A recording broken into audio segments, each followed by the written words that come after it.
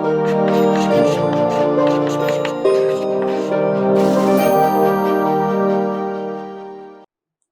दोस्तों, पिछले वीडियो से आगे बढ़ते हैं जहां पर हम लोग बात करेंगे कि हमारा जो भारत में आर्थिक पर्यावरण है वो उसकी स्थिति क्या है। पिछले वीडियो में हम लोगों ने मेनली जो बात की थी वो कब तक की बात की थी, वो बात की थी 1951 में जो हमारी क्राइसिस हुई थी वो कैसे हुई, उसके पहले तक की बात की थी। तो आजादी के बाद की स्थिति क्या थी और क्या उद्देश्यों को लेकर के हम लोग चले थे। पंचवर्षीय योजना बनाई गई तो उनका क्या उद्देश्य था, और ज्यादातर क्षेत्रों में, आर्थिक क्षेत्रों में राज्य का नियंत्रण बढ़ाया जाने का उद्देश्य था और उसको हम लोगों ने किया भी।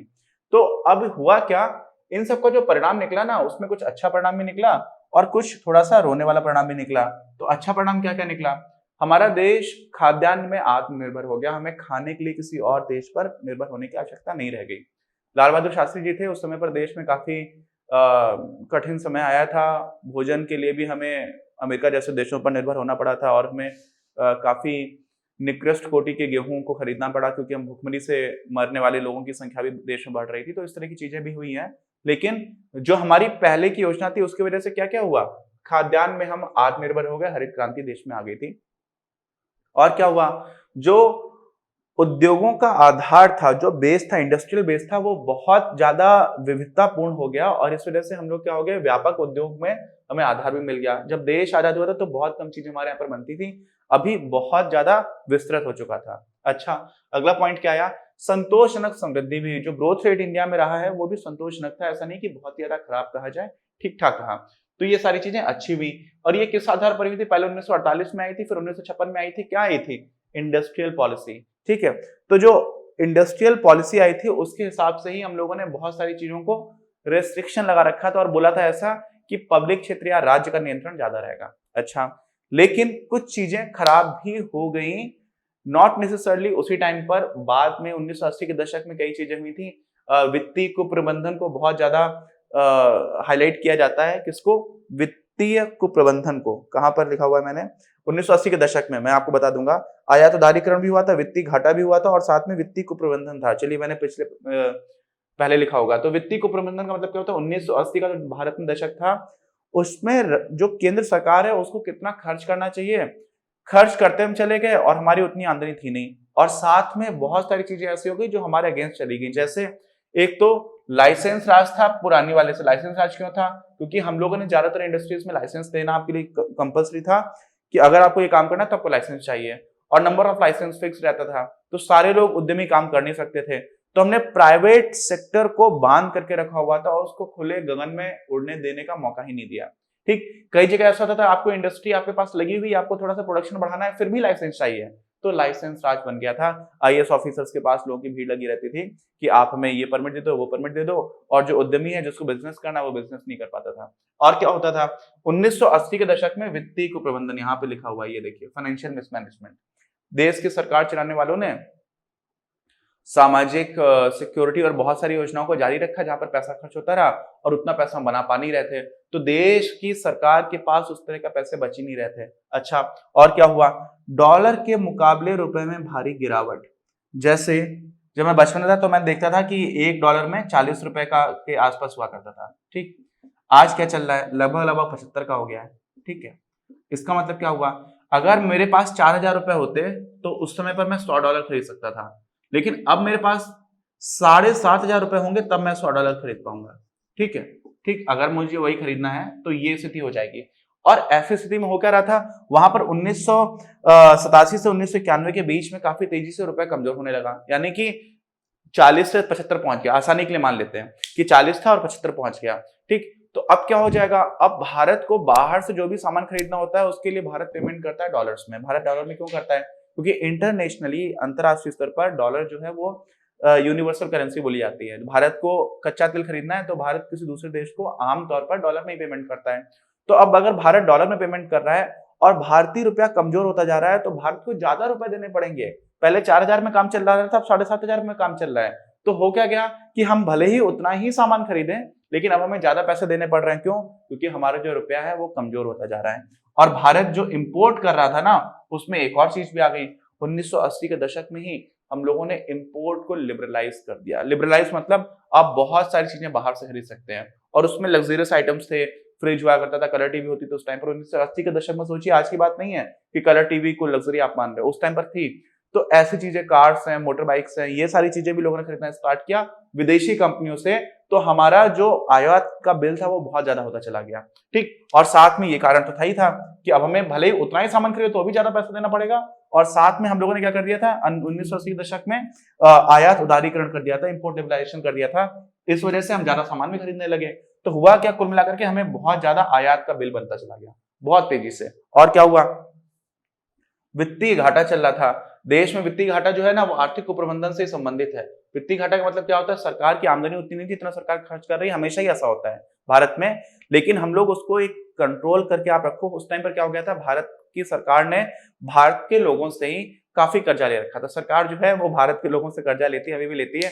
तो इंटरनल डेट भी होता है और एक्सटर्नल डेट भी होता है। तो जो आंतरिक कर्जा था वो जीडीपी के 50% से ज्यादा हो चुका था।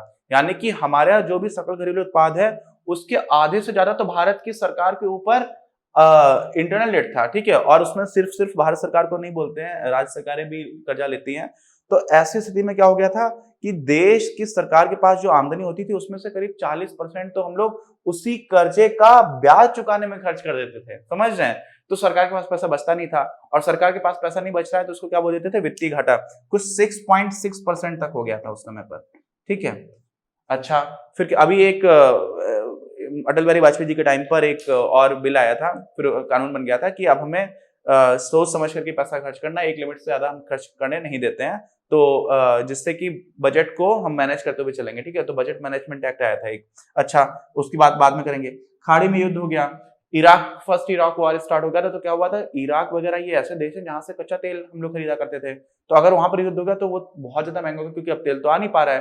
तो तेल भी भारत खरीदता ही था, क्योंकि हमारे यहाँ तो तेल इतना ज्यादा होता नहीं है, ठीक है। डिगबोई है, केजी बेसिन, कुछ 2-3 जगह पर ही, बॉम्बे हाई, 3-4 जगह से हम लोग थोड़ा बहुत निकाल पाते थे। बाकी क्या था, तेल बाहर से आ रहा है और वो तेल हो गया महंगा। तो हमारा डॉलर की तुलना में कम रुपए हो रहा है कमजोर। इंपोर्ट वैसे भी हम लोगों ने लिबरलाइज कर दिया है तो और आयात हो रहा है, और अब कच्चा तेल भी महंगा हो गया। और वो तो मैं खरीदना ही खरीदना है, वो तो ऐसी चीज है जैसे दवाई हो तो वो खरीदनी पड़ेगी, खाना है खरीदना ही पड़ेगा, ऐसे ही एनर्जी भी खरीदनी ही पड़ेगी, तेल आपको। तो वो और ज्यादा बिल हमारा महंगा होता चला गया। तो ऐसी स्थिति क्या हो गई कि इसकी वजह से बढ़ते दाम हो गए और देश में महंगाई होने लगी। और साथ ही में भारत में राजनीतिक स्तर पर थोड़ा अस्थिरता का माहौल भी आने लगा। देश की संप्रभुता को नुकसान नहीं था, लेकिन देश के अंदर राजनीतिक दलों का इस तरह की खींचतान चल रही थी कि कोई भी परमानेंटली कितने समय तक कोई सरकार चला पाएगा इसकी भी गारंटी नहीं दिख रही थी उस समय पर। और उस अस्थिरता के माहौल में भी एक केओस मचा हुआ था, और वहां पर इस तरह की पॉलिसीज को हम लोग बनाते जा रहे थे जहां पर सरकार के ऊपर खर्चा बढ़ रहा है लेकिन आमदनी नहीं हो रही है। तो इस तरह की चीजें भी थी। और फिर जीडीपी के आधे से अधिक आंतरिक कर्ज ले लिया गया था, और इसी की वजह से क्या हुआ था, ये तो मैंने आपको बता दिया था कि 39% हम लोग उसी में दे रहे, 39 या 40% के आसपास लोगों से लिए गए कर्जे का ब्याज चुकाने में खर्च कर दे रही थी सरकार।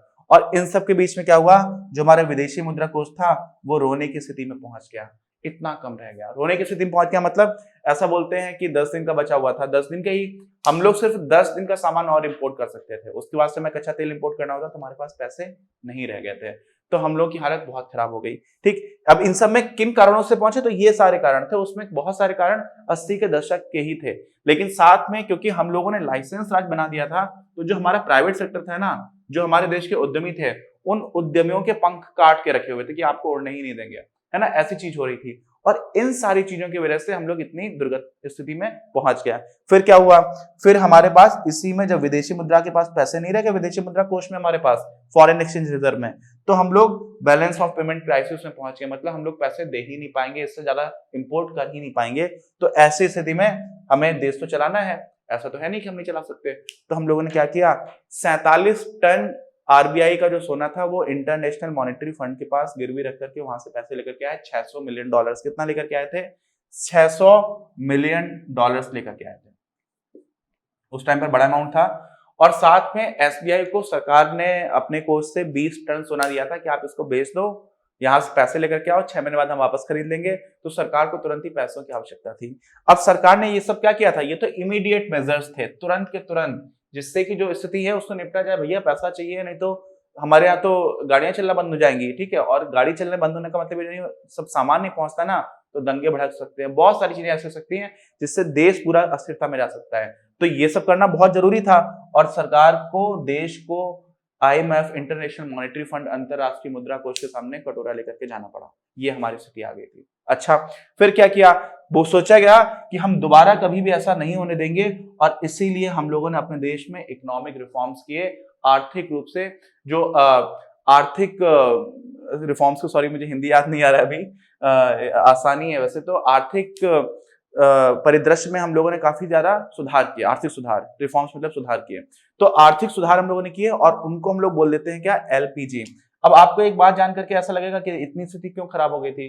होता है बहुत सारे देशों में। हम और पाकिस्तान एक ही जैसे लोगों का देश रहा है, लेकिन वहां के पॉलिसी मेकर्स की बेवकूफियों की वजह से, आपस में खिंचातान की वजह से और इलिटरेसी की वजह से देश की प्रायोरिटीज कुछ अलग ही रही। खाने को नहीं है लेकिन लड़ाई कर लो, इस तरह का एटीट्यूड रहा।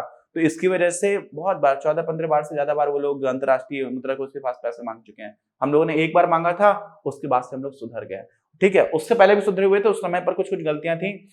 हम लोग पहले से भी कटोरा लेकर के बाहर इतनी आसानी से नहीं आते थे। लाल बहादुर शास्त्री जैसे हमारे प्रधानमंत्री हुए हैं जिन्होंने खुद भी व्रत रखना स्वीकार किया उस समय पर, जब देश में हमारे पास खाद्यान्न की कमी थी। तो हुआ क्या? इन सारों के बीच में हम लोगों ने जब इकोनॉमिक रिफॉर्म्स आ गए, इकोनॉमिक रिफॉर्म्स को हम लोग नाम देते हैं LPG का। ठीक है, LPG सिलेंडर आ गया हमारे पास। LPG सिलेंडर नहीं है, ये सिर्फ एक्रोनिम है। L से होता है लिबरलाइजेशन, उदारीकरण। P से होता है प्राइवेटाइजेशन, निजीकरण। और G से होता है ग्लोबलाइजेशन, वैश्वीकरण। क्या होता है आपको समझ में आ जाएंगे। तो इसके तहत क्या क्या गया, ये सारी चीजें की गई। एक एक करके इनको भी देख लेते हैं। सबसे पहले चीज तो ये थी कि बहुत सारे उद्योगों में लाइसेंस दिया गया था, आपको लाइसेंस लेना होता था। तो बोला गया कि सिर्फ 6 ऐसे उद्योग हैं जिनके लिए अनिवार्य है लाइसेंसिंग, बाकी प्राइवेट सेक्टर भी काम कर सकता है। जिसको जो करना है करो, जिसको जो उद्योग लगाना है लगाओ। लोगों को पंख दे दिए गए, जिनके पंख काट दिए गए तो उनको फिर से पंख दे दिए गए, आप लोग उड़ो। फिर क्या हुआ? सार्वजनिक क्षेत्र यानी कि पब्लिक सेक्टर, यानी कि पब्लिक सेक्टर मतलब जो गवर्नमेंट, जहां पर हिस्सेदारी है गवर्नमेंट की, तो ऐसे इनके लिए रिजर्व उद्योग थे बहुत सारे कि यहाँ पे सिर्फ और सिर्फ सरकारी कंपनी ही काम करेगी। उन सबको बोल दिया गया नहीं, यहाँ पर भी निजी क्षेत्र काम कर सकता है। क्या बोल दिया गया? जिसको काम करना है करो। सिर्फ 4 ऐसे उद्योग थे जो हमारे स्ट्रेटेजिक पॉइंट ऑफ व्यू से काफी इंपॉर्टेंट थे। स्ट्रेटेजिक समझते हैं कि जैसे मान लीजिए एटॉमिक एनर्जी है, अब आणविक ऊर्जा पे और कोई काम करेगा, प्राइवेट कंपनी काम करने लगी और उसने किसी को एटम बम बना के बेच दिया तो देश को बंटाधार हो सकता है। तो इस तरह की कुछ चीजें, ऐसे सेक्टर्स थे जहां पर आप कर ही नहीं सकते हो, वहां पर सिर्फ और सिर्फ कौन करेगा? सार्वजनिक क्षेत्र ही काम करेगा। तो जो सामरिक महत्व के 4 उद्योग थे उनको छोड़कर के बाकी सबको अनारक्षित कर दिया गया, अनरिजर्व कर दिया गया कि जाओ तुम लोग भी जी लो अपनी जिंदगी। किसको बोला गया? प्राइवेट सेक्टर को। तो ये सारी चीजें क्या हुई? उदार हो गए, खुले गगन में उड़ने दिया गया, उदारीकरण हो गया। उदारीकरण मतलब लिबरलाइजेशन। तो ये जो L है ना, वो इन्हीं दोनों के लिए आप L समझ लो, लिबरलाइजेशन आ गया। ठीक, फिर क्या हुआ? सार्वजनिक क्षेत्र के कई उपक्रमों में विनिवेश कर दिया गया। बहुत सारे ऐसे पब्लिक सेक्टर एंटरप्राइजेस थे जिसमें विनिवेश किया गया, मतलब सरकार ने अपनी हिस्सेदारी बेचना शुरू किया कि ये लो, आप लोग प्राइवेट सेक्टर वाले लोग खरीद लो, ये उपक्रम आप ही संभालो। तो सरकार निकलना स्टार्ट कर चुकी थी। तो निकलना स्टार्ट कर चुके थे तो किसने ले लिया? उसकी बागडोर किसने संभाली? उस तरह के व्यवसायों की, उस तरह के उपक्रमों की निजी सेक्टर ने, निजी क्षेत्र ने। और इसीलिए इसको हम लोग बोलते क्या है? प्राइवेटाइजेशन, निजीकरण हो गया। ठीक, आ रही बात समझ में? फिर क्या हुआ? बहुत सारे ऐसे क्षेत्र थे जहां पर 100% विदेशी प्रत्यक्ष निवेश को इजाजत दे दी गई, फॉरेन डायरेक्ट इन्वेस्टमेंट को इजाजत दे दी गई। और साथ में एक बॉडी बनाई गई थी, foreign investment promotion board, FIPB। इसमें भी कई चीजें गड़बड़ हुआ करती थी, उसको अभी हम लोगों ने और भी ज्यादा ठीक कर दिया है। ठीक कर दिया मतलब विदेशी निवेश और आसानी से आ सकता है। ठीक, अब वो ठीक है कि नहीं है ये आपको इकोनॉमिक्स में कहीं पढ़ाऊंगा, और वहां पर भी एक राय बिल्कुल तो नहीं है। दोनों तरफ के जो इकोनॉमिक्स होते हैं ना, वो लड़ते रहते हैं आपस में, क्योंकि इकोनॉमिक्स अभी फिजिक्स नहीं बन पाई है। एक तरह का विज्ञान है जो विकसित होने की कोशिश कर रहा है, और विज्ञान है भी कि नहीं इसको लेकर के भी झगड़ा चलता है, क्योंकि MA भी मिलता है, MSc भी मिलता है इकोनॉमिक्स में, तो वो कभी आपको अलग से पढ़ाऊंगा। एनीवेज पॉइंट ये है कि फॉरेन इन्वेस्टमेंट प्रमोशन बोर्ड बनाया गया था जिससे कि विदेशी निवेश को हम लोग प्रमोट कर पाए भारत में। और क्या हुआ? विदेशी कंपनियों के साथ अगर आपको कोई प्रौद्योगिकी समझौता करना है तो पहले परमिशन लेनी होती थी। फिर बोला गया नहीं, आपको अगर तकनीकी समझौता करना है तो ऑटोमेटिक परमिशन है आपके पास, आप कर सकते हो। तो ये क्या हुआ? विदेशियों को भी भारतीय अर्थव्यवस्था में योगदान देने के लिए बुला लिया गया। तो इसको आप क्या बोल सकते हो? वैश्वीकरण कर दिया गया। ठीक है, क्या कर दिया गया? ग्लोबलाइजेशन। तो L वहां से, P यहां से, G यहां से, तो क्या बन गया आपका? LPG। इन्हीं को थोड़ा और डिटेल में हम लोग अपने अगले वीडियो में देखेंगे, लेकिन आपको समझ में आ गया हुआ क्या? सब कुछ अच्छा करने की कोशिश की गई, लेकिन सब कुछ अच्छा हुआ नहीं। ऐसा ही होता है कई बार, है ना? उसमें कुछ चीजें कुछ और खराबी हो गई। बाद में जाकर के 80 के दशक में हम लोगों के कुछ वैश्विक फैक्टर्स भी ऐसे बने, कुछ हमारे देश में वित्तीय कुप्रबंधन ऐसा था कि हमारे पास बैलेंस ऑफ पेमेंट क्राइसिस आ गई। हमारे पास उतना पैसा नहीं बचा कि हम जरूरत का सामान है उसको भी खरीद पाए। बहुत कम दिन का पैसा बचा तो उसको बोल दिया गया बैलेंस ऑफ पेमेंट क्राइसिस, लेकिन खरीदना तो था। तो हम लोगों ने क्या किया, कर्जा ले लिया, अपना सोना गिरवी रख दिया। ठीक है, एसबीआई के पास भी सोना बोला कि हम बेच दो और उसके बाद हम 6 महीने बाद वापस खरीद लेंगे, सरकार ने बोला। आरबीआई ने अपना सोना जो है आईएमएफ के पास गिरवी रख करके वहां से पैसे लेकर के आए $600 मिलियन, और उससे हम लोगों ने अपना आगे का जो जरूरत का सामान था वो खरीदने के लिए हमारे पास पैसे पर्याप्त आ गए। लेकिन बोला इससे काम नहीं चलेगा, ये तो अभी के लिए है, कल को हम अगर नहीं सुधरे तो फिर से हमें पाकिस्तान की तरह हालत खराब हो जाएगी हमारी, हमें फिर से कटोरा लेकर के बार बार आईएमएफ के पास जाना पड़ेगा, और ऐसा हमें नहीं करना है। और इस वजह से आर्थिक सुधार किए गए। नरसिम्हा राव साहब की गवर्नमेंट हुआ करती थी, वो प्रधानमंत्री थे, और मनमोहन सिंह जी फाइनेंस मिनिस्टर थे। तो मनमोहन सिंह जी ने ये काम काफी ज्यादा अच्छा काम किया था। तो बहुत अच्छे इकोनॉमिस्ट थे, और उनका बहुत बड़ा योगदान रहा कि 1991 की नीति, जो औद्योगिक नीति लेकर के आए थे ना, पहले 1948-56 की हुआ करती थी, 1951 की नई औद्योगिक नीति आई थी, नई इंडस्ट्रियल पॉलिसी थी। और इसके बाद इन सारे सुधारों के बाद से भारत में काफी तेजी से ग्रोथ देखने को मिली है। उसमें भी कुछ कुछ दुष्परिणाम है, तो उसको हम लोग बोलते हैं ग्रोथ तो अच्छी हुई है, लेकिन जॉबलेस ग्रोथ हुई है, रोजगार नहीं मिला लोगों को। ठीक, तो वो सारी चीज क्या, उसको भी हम लोग देखेंगे अगले वीडियो में। बाकी अब मैं जाता हूँ सोने के लिए, कुछ 3 बजने वाला है रात का। अब रात है कि सुबह मुझे पता नहीं। एनीवेज, कोई डाउट हो तो प्लीज कमेंट बॉक्स में लिखकर बताइए। मिलते हैं। इस वीडियो के प्रायोजक हैं आप, और अगर आप ऐसे ही और वीडियोस बनाने में हमारी मदद करना चाहते हैं तो पैट्रियन पर जाकर या फिर स्क्रीन पर दिए गए QR कोड को स्कैन कर अपना योगदान जरूर दें।